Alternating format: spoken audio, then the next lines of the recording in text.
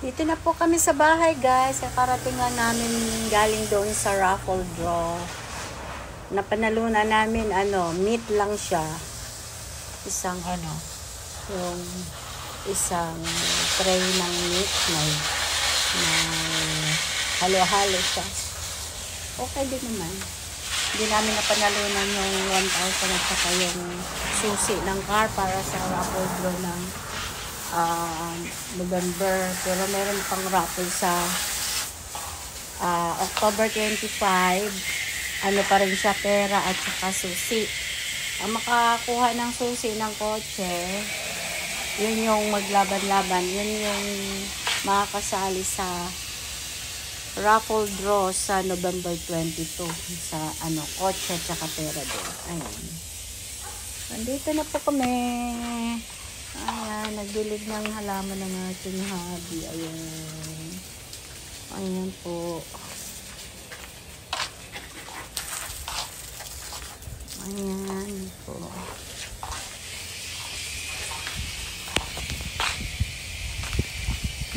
Siya yung nagdidilig ng halaman. Ayan o.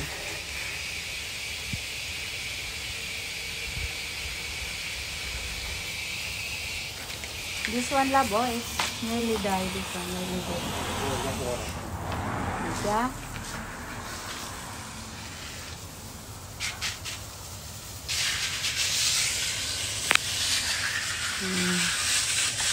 Next week,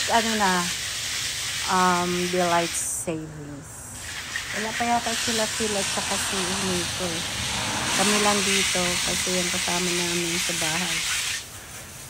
Umalis sila, nagpunta sa beach.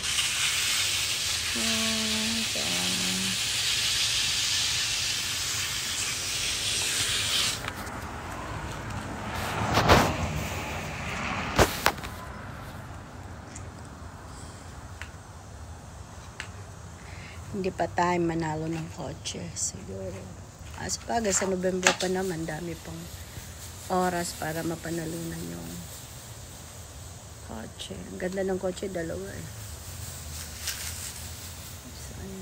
Mazda CX-3 and Mazda 3. Mas gusto ko yung Mazda 3. Pareha silang red. Ganda.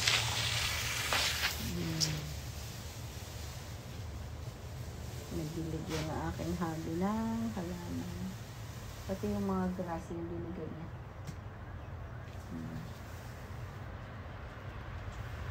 Ang ganda ngayon, hindi malamig, hindi mainit. Tama lang, guys.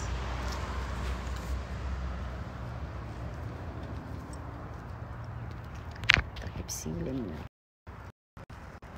Diba?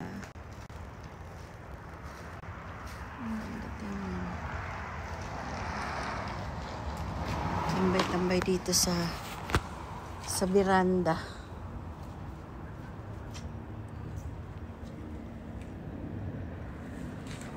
Tsaka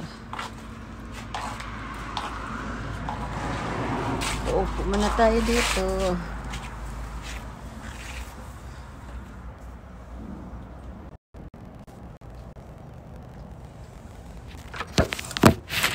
Lapag ko na nga yan dyan.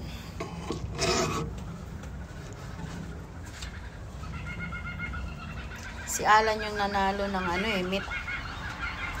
Kasi bumili siya ng talagang $20.